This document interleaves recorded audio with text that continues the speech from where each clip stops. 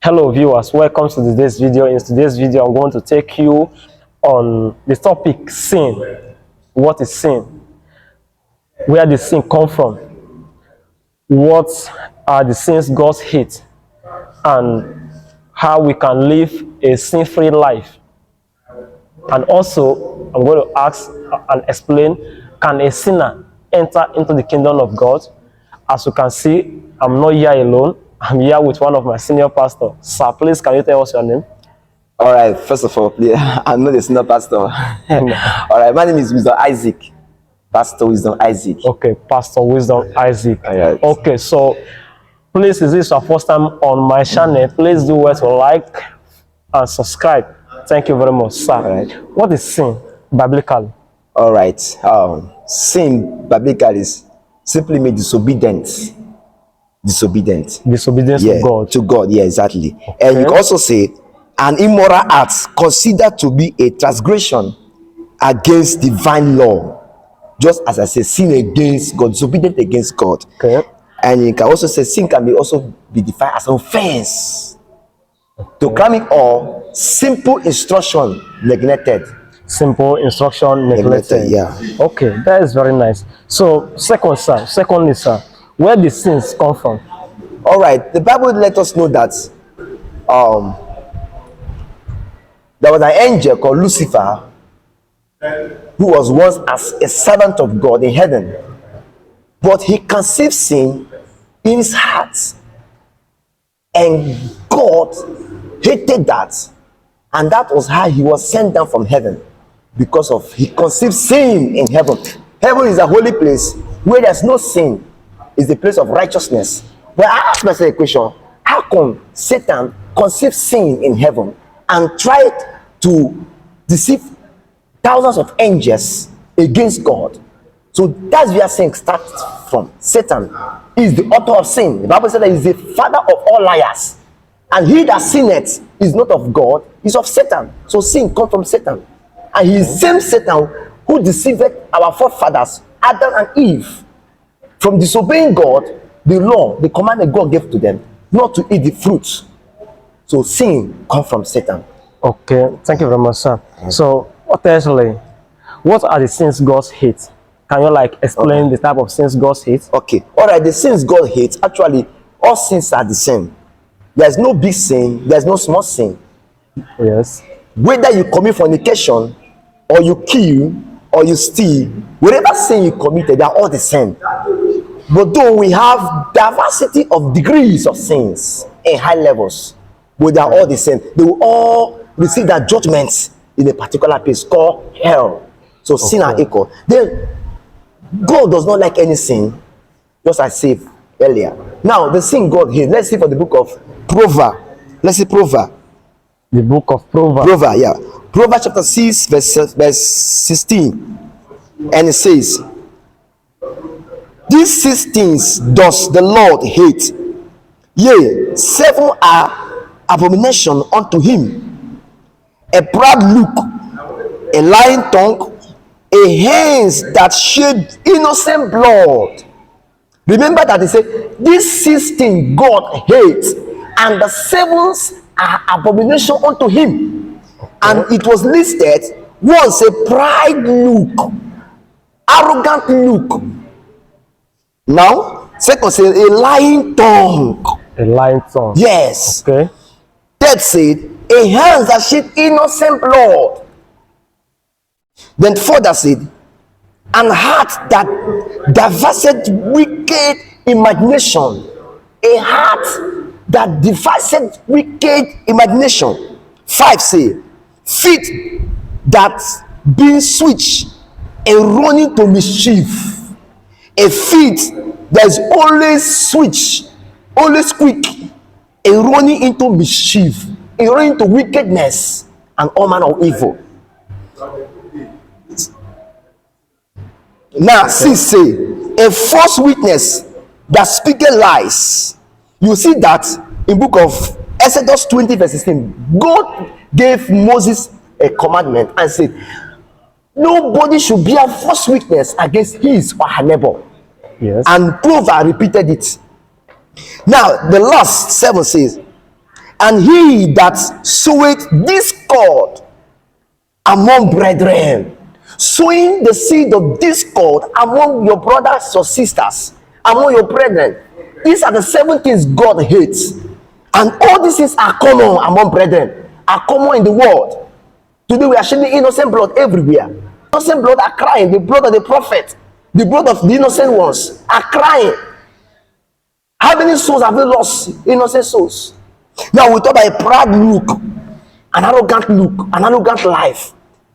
God said that a fall comes before pride.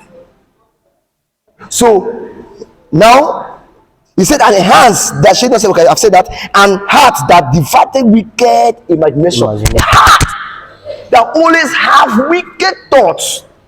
You can see a man every day, wicked thoughts all the time, how to execute wickedness, how to kidnap, how to steal. You know, one of the common sin among the youth today in the world, that's called Yahoo business. The other day I went to evangelism. I met a lady. I was talking to her, and I asked her, how do you see Yahoo business? Does God please with it? She said, yeah, it's not bad. Yahoo is not bad. It's a good business. I say it's bad. She argued with me for a long time, and she refused to. I said the truth. Money is you are wise to escort money for someone. I said, yeah, you are wrong. She said, okay, where is it in the Bible? Where is it written Yahweh in the Bible? I said, okay, let me show you. Now we went to Exodus, the law of Moses, the 10 commandments God gave to Moses. One of it said, thou shalt not steal. That's Exodus 20. If you read down, verse 16, he said, thou shalt not steal. When you go down, he said that thou shalt not covet thy neighbor's property. What belongs to your neighbor, don't covet it. That the spirit called the spirit of covetousness. Taking what does not belong to you. That is Yahoo business. Now, I asked her that, okay, lady, now, for example, your dad is a rich man, has everything, and your dad left 100 million in account. That's everything he left for you and your junior one. Now you're the eldest. Take care of your junior one. He died. And that is your hope. And someone just come from nowhere and deceived you, fraud you, and took the money.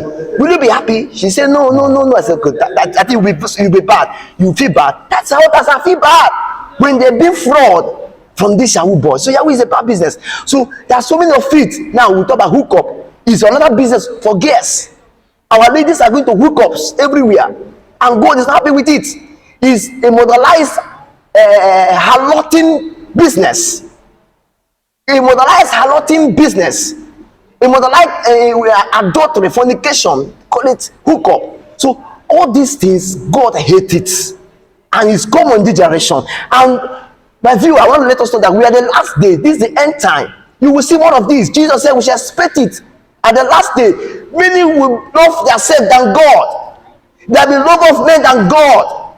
At the last day, people will believe in so many doctrines of demons. So will believe, the Bible said the last day, that should be First Timothy. He said that the last day, there will be so doctrine that people will believe that marry is a sin. They believe there's no need to get married. These are what God hates. So we are the last day. So, brethren, I want to advise you that there's no sin that God like. Oh, God hates it. Don't bear false witness against one another. These are the 7 things God hates, and there are thousands of it. So let me. Okay, so what the pastor is trying to say is that extorting money from someone is not good, it's bad. Yeah. Then, secondly, what he call hookup is a form of prostitution. Yeah. So he's saying that it's also bad for those that don't understand what he's saying. So we can go further. Okay. Can a sinner enter into the kingdom of God? All right. Can a sinner enter into the kingdom of God? Yeah. A sinner can only enter into the kingdom of God when he or she repented. Okay. A genuine repentance.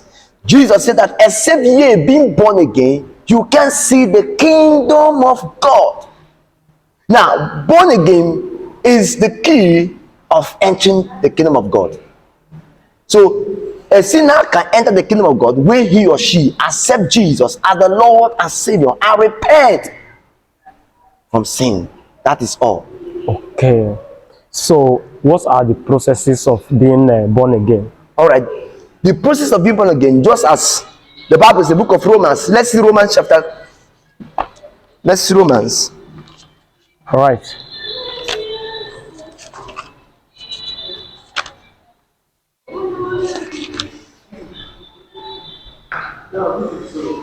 This video is highly valued, is highly recommended. Please do well to subscribe to the channel if this is our first time on the channel. Share this video. This is a Christian content, in our little way of spreading the gospel to the world at large, because that's the primary assignment of all of us. Thank you very much. Okay, now the book of Romans chapter 10 verse 9 says that if thou shalt confess with thy mouth the Lord Jesus and shalt believe in thy heart that God has raised him from the dead, thou shalt be saved. That is the process of being born again, the process of being saved. Now you have to confess with your mouth that Jesus Christ is Lord, and you have to believe in your heart that God has raised him from the dead. That he's no longer in the grave. He has risen 2,000 years plus. And verse 10 says, with the heart man believeth unto righteousness, and with the mouth confession is made unto salvation. So with the heart you believe in righteousness, with the mouth you confess, confession is made unto salvation. So that is the process of being born again or being saved. Okay. All right. Thank you very much, sir. Lastly, what do you have to tell the viewers? Your last word to the viewers. All right, my viewers, I want to encourage you for staying tuned with us. God bless you so much. As many of you that is watching this unique channel. All right, I want to advise us that there's nothing good the devil can offer to you. The Bible says in the book of John 10 verse 10 that the thief cometh not to steal, to kill, and to destroy. Jesus said, I have come that you may have life and that you may have it more abundantly. There's nothing beautiful you can think of the devil can give to you. The Bible says that the gift of God maketh riches and added no sorrow. In other words, the gift of Satan maketh riches also, but added sorrows upon sorrows, calamity upon calamity, pains upon pains. At the end is destruction. The Bible says the way that snare right to a man, at the end thereof is destruction. My viewer, I want to encourage you, young lady, young man, I want to encourage us that the best way to live this life is Jesus Christ. Life without Jesus is meaningless. Life without Jesus is useless. Life without Jesus is stupid. Life without Jesus is dead. I want to encourage you that this the opportunity that God is bringing in your doorpost to accept Jesus and be saved. There's nothing you should kill yourself in this world. This world is waiting for execution, for destruction. The Bible said the war is the old world waiting for God's destruction. I want to let you know that every man will face judgment the last day. It is appointed for a man wants to die, and after death, judgment. Judgment is awaiting for every man who will never accept Jesus Christ. Romans chapter 8 verse 1 says, therefore there is no condemnation for those who are in Christ Jesus, who do not walk according to the flesh, but according to the Spirit. John 3 verse 15 says, for God so loved the world that he gave his son, his only begotten son Jesus, that whosoever believeth in him should not perish, but have everlasting life. My dear brother and sister, why would you want to kill yourself? Why do you want to go to hell when Jesus has died for you? He has made a way for you. The grace is there. Just accept it and be saved. The only way you can be saved is Jesus Christ. There's nothing that the devil can give to you. I'll repeat myself again. Please, I want to encourage you. There's nothing you should kill yourself for in this life. Please, life without Jesus is dead. When you leave this earth, you're going to face Jesus. The same God we are running away from, you will face him when you leave this earth. I want to encourage you, anywhere you're watching from, outside Nigeria, anywhere in the part of the world you are watching from, Jesus is the answer to that your challenge. Jesus can save you. Many of you are thinking right now, can I be forgiven? I have gone too far. I have killed so many. I have shed so many blood. I have bought many children, starting from my teenage. I have done all manner of wickedness. Can God still forgive me? Yes, God can forgive you. If only you can genuinely accept him today, you'll be free. Finally, I want to drop this to us, that Jesus is coming soon. Don't miss the rapture. When you meet the rapture, you can't miss hell. Please, I want to encourage you. The only thing that can save you from the destruction coming is Jesus Christ. God bless you so much as you hearken to the voice. God bless you. All right, thank you very much for your time. I do appreciate the time you spend on my channel. Once more, my name is Peter Winganale, and I'm here with Pastor Wisdom Isaac. All right, he's going to lead us to Jesus Christ in the next video. So stay tuned. Thank you very much. All right. Thank you, sir.